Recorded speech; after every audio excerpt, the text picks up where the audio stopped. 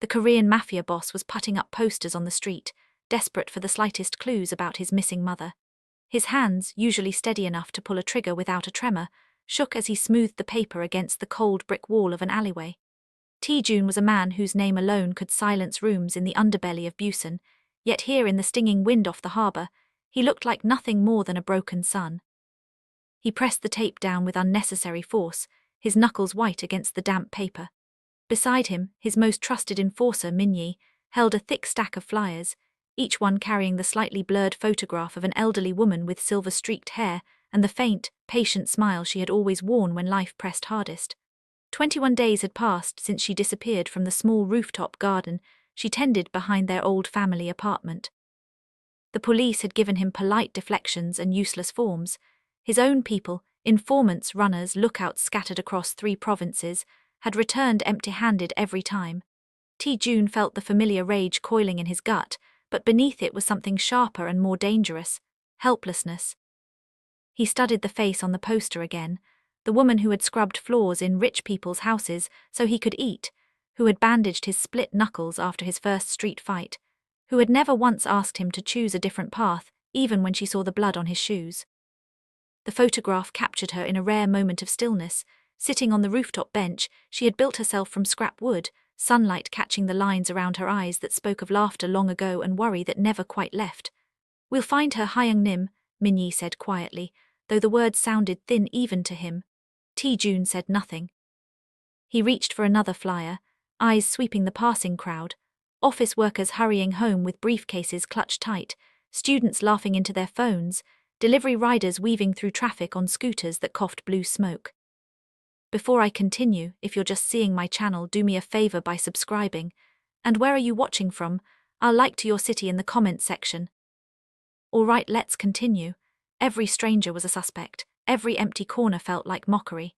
Rain began to fall in fine, cold needles, soaking the edges of the posters and threatening to dissolve the ink. He stared down the glistening street, neon signs bleeding red and blue into puddles, and for the first time in years the city felt too big, too indifferent. He was the shadow that moved behind half the port's shipments, the man who decided who lived and who vanished, yet right now he could not even locate one small, stubborn old woman who still called him by his childhood nickname, Tae-joon, even when he towered over her and carried the weight of a city on his shoulders. The rain thickened, turning the alley into a tunnel of grey light and wet concrete. Posters peeled at the corners, one fluttered free and skittered away like a wounded bird. Tae-joon watched it go, feeling something inside him tear loose with it. He walked for another hour, pasting the last of the flyers in places he had already covered twice: bus stops, telephone poles, the glass doors of shuttered shops. His coat was heavy with water. His boots left dark prints that faded almost as soon as they formed. Min-yi followed a few steps behind, silent now, knowing better than to offer more empty reassurance. When Tae-joon finally stopped in front of a narrow storefront whose sign read "Harbor Noodles, open 24 hours, he did not know why he chose that door. Perhaps because the light inside looked warm. Perhaps because he needed to sit somewhere that was not moving, not searching, not failing. The bell above the door jingled with a tired metallic note as he stepped inside. The interior smelled of sesame oil, charred green onions, and the faint metallic tang of old cooking grease. A handful of late-night patrons sat hunched over steaming bowls. An ancient ceiling fan rattled overhead, stirring the steam that rose from pots behind the counter. Tae-joon took a stool at the far end, water dripping from the hem of his black coat onto the cracked tiles. He did not look at the menu board. He simply sat, shoulders rounded, staring at the grain of the counter as though it might hold an answer. The waitress approached, wiping her hands on a stained apron. Her name tag read Sumin. Mid-20s, dark hair tied back in a practical knot, faint worry lines already forming between her brows from too many double shifts and too little sleep. She carried the automatic smile of someone who had long ago learned to keep customers at arm's length, but there was a gentleness in her eyes that the smile did not quite hide. "Soup, ramyun, coffee's still hot if you want something to warm up." Tae-joon pulled a soggy flyer from inside his coat and slid it across the scratched formica. The paper left a wet smear. "Not here for that. Have you seen this woman, my mother, gone 3 weeks?" Sumin lifted the paper carefully, holding it under the buzzing fluorescent tube so she could see clearly. She studied the photograph for a long moment. Recognition flickered across her face, quick, unguarded, before she schooled her expression into something more careful. Tae-joon's pulse kicked hard against his ribs. He leaned forward, elbows on the counter, voice dropping to a register that usually made men flinch. "You've seen her?" Wasn't a question. Soo-min glanced toward the kitchen pass-through where the cook was flipping noodles with mechanical rhythm, then back at him. Her voice dropped to match his. "Sir, that old woman lives in my house." The sentence landed like a fist to the sternum.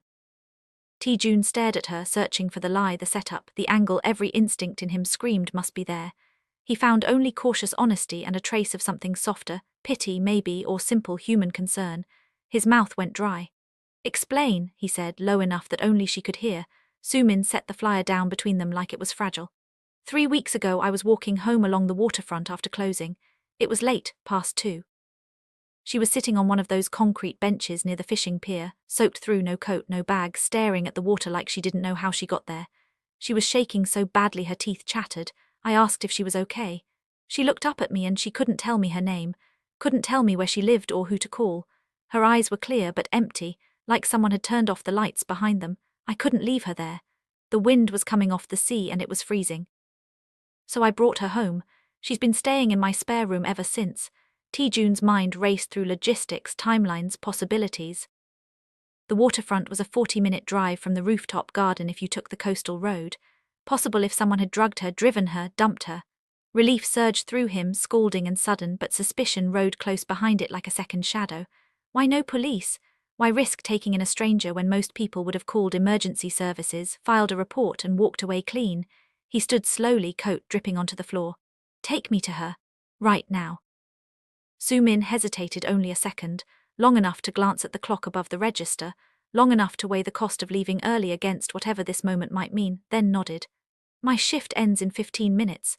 Let me tell the owner I'm leaving early. He owes me anyway." While she disappeared into the back, Tae-joon stepped outside and signaled Min-yi, who had been idling in the black SUV across the street, lights off, engine running. The enforcer joined him without a word, eyes scanning rooftops, passing cars, the dark mouths of alleys out of pure habit. When Soo-min emerged a few minutes later, pulling on a thin jacket, she looked smaller somehow, more ordinary against the weight of what she had just set in motion. The drive to her neighborhood was quiet except for the slap of wipers and the low hum of the engine. She lived in a weathered 5-story walk-up in a working-class district near the shipyards, laundry strung between balconies like faded flags, scooters chained to railings, the faint smell of salt and diesel in the air even at night. They climbed narrow stairs lit by flickering bulbs that buzzed like dying insects. Soo-min's key turned in the lock with a soft click that sounded impossibly loud in the hallway silence. Inside, the apartment was small, tidy in the way people manage when space is scarce.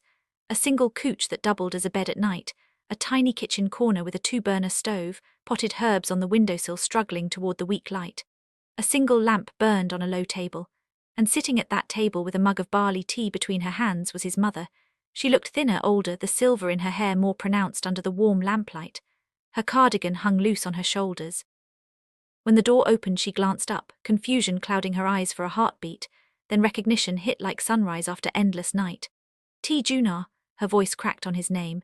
He crossed the room in 3 strides and dropped to his knees in front of her, gathering her small, cold hands in his. They trembled against his palms. The scent of her barley tea, faint lavender soap, the clean earth smell she always carried from her garden, flooded him. "Ioma," he managed, throat tight enough to hurt. She touched his face, fingertips tracing the old knife scar along his jaw the way she used to when he came home bloodied as a teenager. "My boy, I thought maybe I'd dreamed you up. Every time I closed my eyes I saw your face, but when I opened them you weren't there." Slipped down her cheeks. He wiped them away with his thumb, something he hadn't done since he was small enough to fit in her lap. Soo-min stayed near the door, arms folded loosely, giving them space. Min-yi positioned himself so he could see both the hallway and the single window, hand resting near his hip out of habit. The first rush of emotion lasted minutes that felt like hours. Tae-joon helped his mother to stand. She leaned on him more heavily than he expected.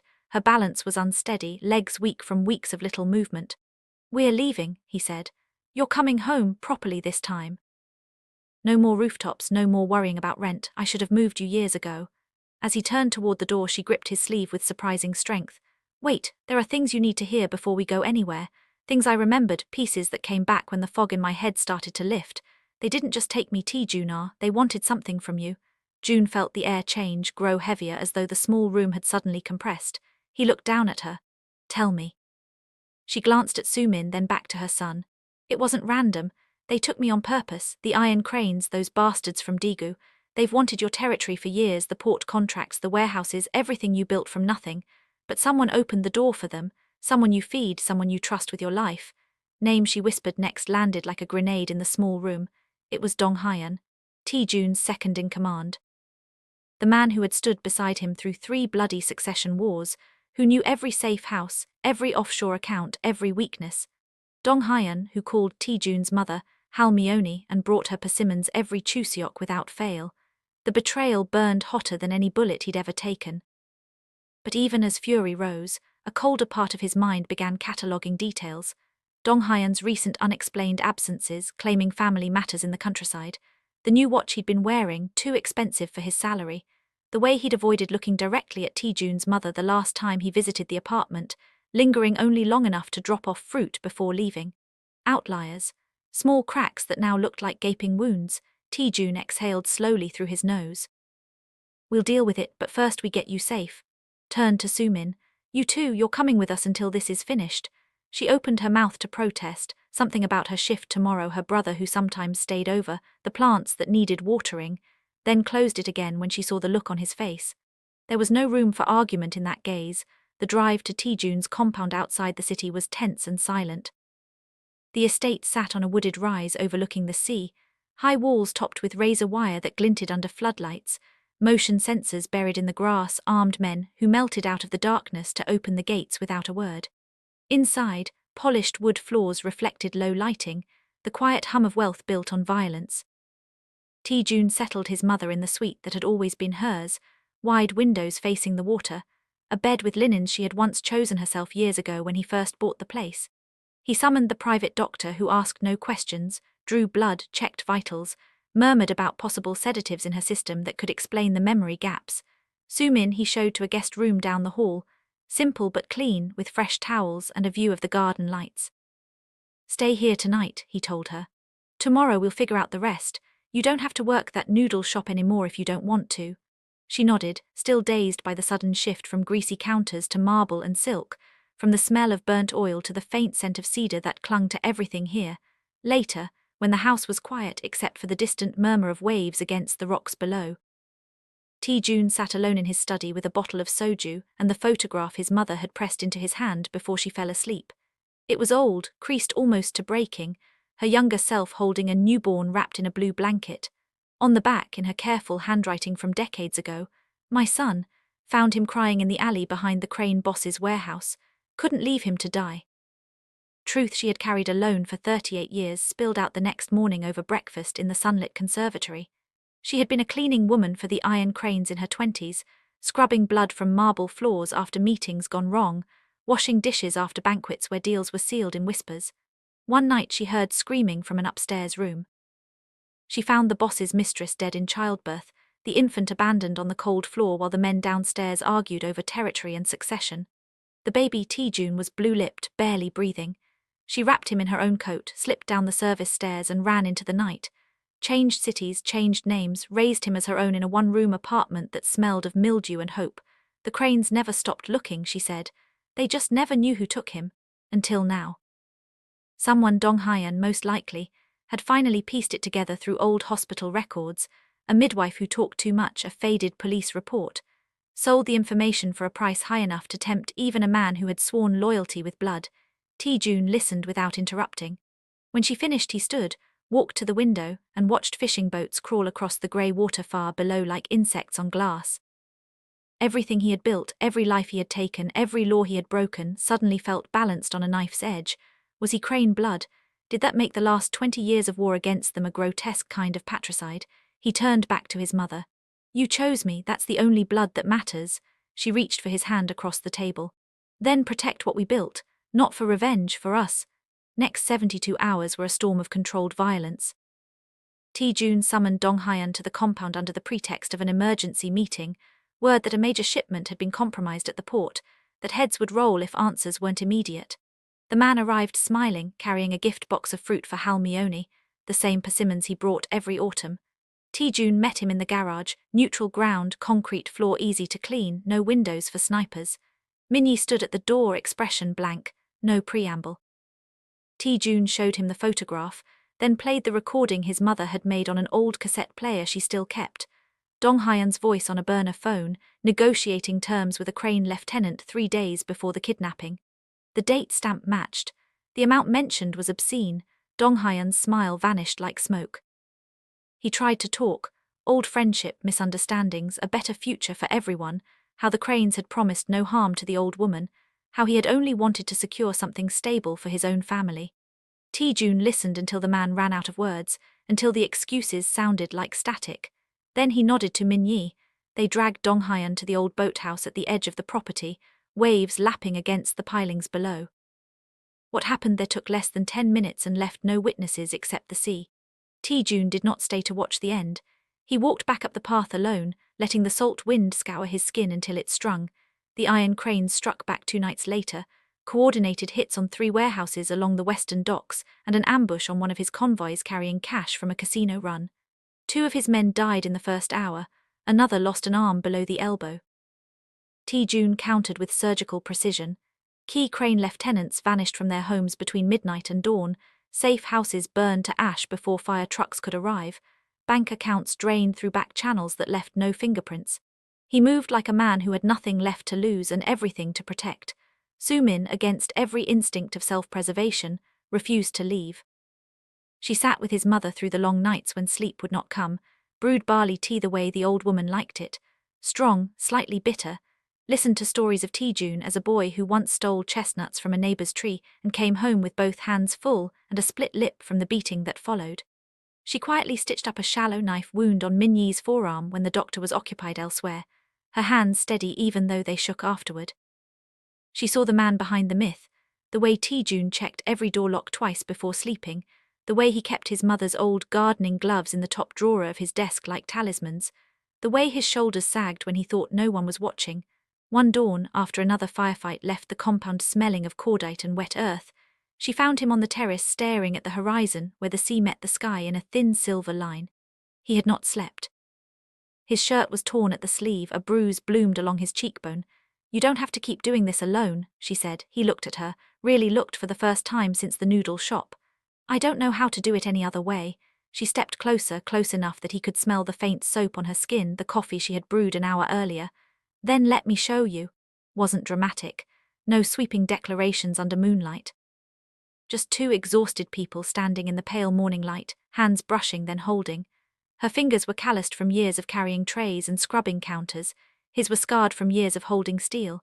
They fit together anyway. The war ended, not with a single decisive battle, but with attrition and negotiation that stretched over weeks. Tae-joon met the current Crane boss on neutral ground, a small ferry terminal at dawn, fog rolling in off the water so thick it muffled sound. No guns, no entourages larger than 3 men each. He laid out terms, a permanent division of territory along the old rail lines, no more blood over old grudges, mutual non-aggression enforced by third-party mediators who took bribes from neither side. The Crane boss, older, wearier than the legends made him sound, accepted. He even offered a quiet apology for the woman who had died giving birth to Tae-joon. "We never knew she was gone until it was too late," he said. "We thought the child died with her." Tae-joon nodded once. "Neither did I." Months passed. The city slowly exhaled. Tae-joon scaled back operations, shifted money into legitimate shipping companies and real estate holdings that employed people who had once carried guns for him. His mother's garden bloomed again, azaleas in violent pink, chrysanthemums the color of old gold. Herbs she insisted on planting herself even when her hands shook. She walked the paths slowly, leaning on a cane carved from driftwood Min-yi had found on the beach. Soo-min opened a small cafe near the waterfront, bright and warm, with mismatched chairs scavenged from flea markets and walls covered in framed photos of customers and their families. The sign above the door read barley and sea. Simple, honest. Tae-joon became a regular, always taking the corner table near the window, always ordering the same barley tea his mother liked. Some nights after closing they walked the pier together, talking about ordinary things, weather turning colder, the price of rice climbing again, a stray cat that kept coming back for scraps. Other nights they said almost nothing, content simply to share the quiet and the sound of water against wood. One evening, as the sun sank red into the sea and painted the waves the color of blood and fire, his mother called him to the garden. She pressed a small envelope into his hands. Inside was another photograph, her young and tired, cradling him as an infant on the steps of a tiny apartment that no longer existed. On the back she had written years ago, "Mine, always." Tae-joon folded it carefully and slipped it into his wallet beside the one from the warehouse alley. He looked at the woman who had chosen him twice, once in panic on a cold night, once every day after, and felt something loosen in his chest. Not forgiveness for the world that had shaped him, not absolution for the things he had done, just acceptance. He was still the man who had blood on his ledger, but he was also the son who came home, and that was enough. Years later, when the scars had faded to thin white lines and the city had changed around them, new towers rising where warehouses once stood, the port gleaming with lights instead of shadows, Tae-joon would sometimes sit on the same pier at dusk and remember the rain-soaked night he pasted the last flyer. He would remember Soo-min's voice saying those impossible words, "Sir, that old woman lives in my house." He would remember the way his mother's hand felt in his, small and strong, anchoring him when everything else threatened to pull him under. The title of his story had been, "Sir, that old woman lives in my house." But what she revealed next had not shattered him. It had rebuilt him, piece by careful piece, into someone who could finally lay down the gun and pick up a cup of tea instead. He never forgot the outliers, the small details that had almost destroyed him, the betrayals that taught him who to trust, the kindness that saved him when vengeance would have consumed him. And in the quiet moments when the sea whispered against the pilings and the city lights flickered like distant stars, he understood that the real shattering had not been loss, it had been the moment he was found. All right, that's all for the story. What do you think? What's your contribution? Does this story interest you? If yes, kindly subscribe to the channel and don't forget to drop your comment. See you in my next video.